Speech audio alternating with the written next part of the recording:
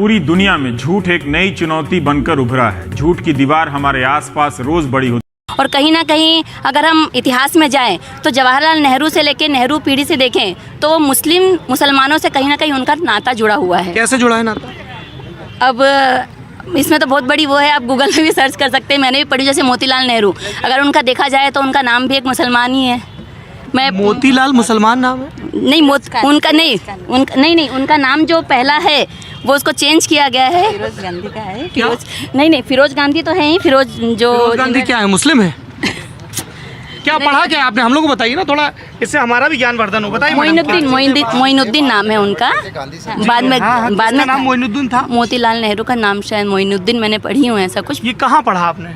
Sir मैंने Google में search करी थी, एक बार मैंने इसे पढ़ी थी, कुछ ऐसे पोस्ट आया था, पढ़ी हूँ, मुझे ऐसा कुछ ध्यान है शायद कि कुछ मैं यह नाम कुछ भ्रमित हो रही हूँ, भूल रही हूँ, बाकी कुछ ऐसा है। सूचनाओं को पहले न्यूज की शक्ल में भेजा जाता है, कई महीनों तक फैलाने के बाद उसी सूचना को चुटकुला बनाकर दोबारा भेजा जाता है ताकि आप बार बार देखते रहे और आपको याद रहे। जवाहरलाल नेहरू का असली नाम क्या था और वे कहां से आते थे? आपने व्हाट्सएप यूनिवर्सिटी में खूब ऐसे मैसेज देखे होंगे। जी, आपने कुछ? फिरोज गांधी का तो पता है, फिरोज खान थे वो।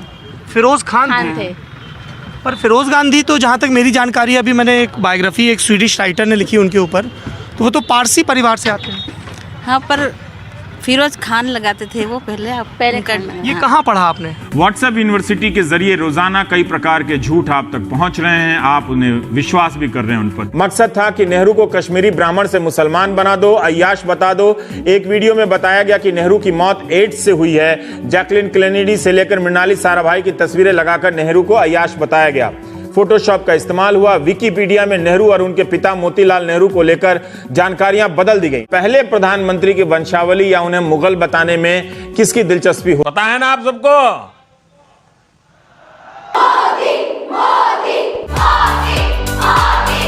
के बाद देश में मुसलमानों की जनसंख्या कितनी है? 40 करोड़। इस देश में बच्चे पैदा करके देश पर कब्जा करने का इन लोगों की बढ़ती जा रही है, तो इन लोगों की आबादी आने वाले समय में हम लोगों से बहुत ज्यादा हो जाएगी। इन लोगों मतलब मुस्लिम से। और जो चीज इनमें हराम होना चाहिए वो चीज हराम नहीं है। मतलब पब्लिक बढ़ती जाए, खाने बिना मर जाए, पंचर का काम करें, मोची का काम करें, ये कार्य करेंगे, लेकिन देश पे परिवर्तन, देश को विकसित करने में समर्थन नहीं करेंगे। तो क्यों ऐसा कर रहे हैं वो लोग?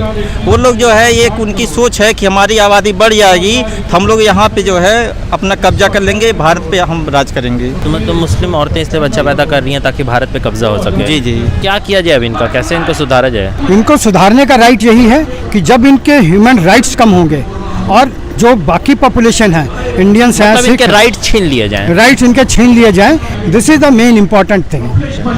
बहुत इंटेलेक्चुअल लगे सर आप मेरे को।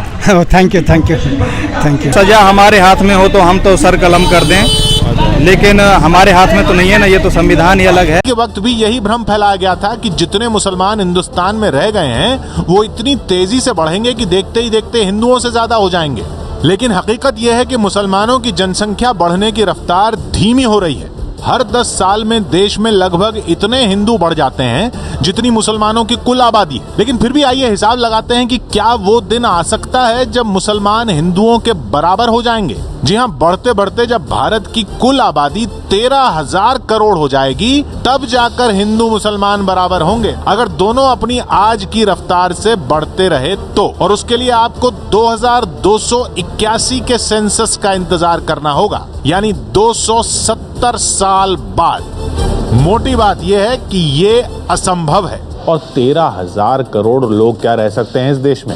असंभव है, ये असंभव है, ये भ्रम है जो फैलाया जा रहा है। आने वाली जनरेशन इन मुसलमानों के अंडर में काम करेगी। यहाँ की जो आज मोदी है, मोदी नहीं होगा, कोई ओवैसी के टाइप का प्रधानमंत्री बनेगा। जिस तरीके से इनकी आबादी बढ़ रही है उसके अनुसार 2029 में कोई हिंदू प्रधानमंत्री नहीं बनेगा। 2050 जब आएगा तो उस समय हिंदुओं की संख्या कम हो जाएगी, मुसलमानों की संख्या अधिक हो जाएगी। अच्छा, पर ऐसे तो बहुत सारे ऑथेंटिक सर्वेज हैं जो कहते हैं कि पॉपुलेशन ग्रोथ रेट जो है, जिस हिसाब से जनसंख्या अभी बढ़ रही है, अगर उसी हिसाब से बढ़ती रही तब भी हर 4 में 3 आदमी हिंदू मिलेगा 2050 में भी। नहीं, ऐसा नहीं है, ऐसा नहीं है। चूंकि हिंदू जो है एक ही शादी करता है और मुस्लिम ये जो है एक शादी करने के बाद फिर दूसरी करते, फिर तीसरी 4-5 बीवियाँ अपना रखते हैं, जिससे उनकी आबादी बढ़ रही है और एक एक बीवियों से 4 बच्चे 5 बच्चे होते हैं। मोदी जी कितने भाई बहन आपको पता है?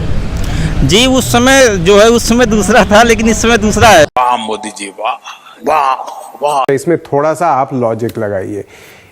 अगर एक जगह पे 4 मुसलमान लोग हैं और 4 मुसलमान औरत हैं और सेक्स रेशियो 1:1 है, तो एक आदमी अगर चारों औरत से शादी कर लेगा तो बाकी 3 तो किसी से शादी नहीं कर पाएंगे ना।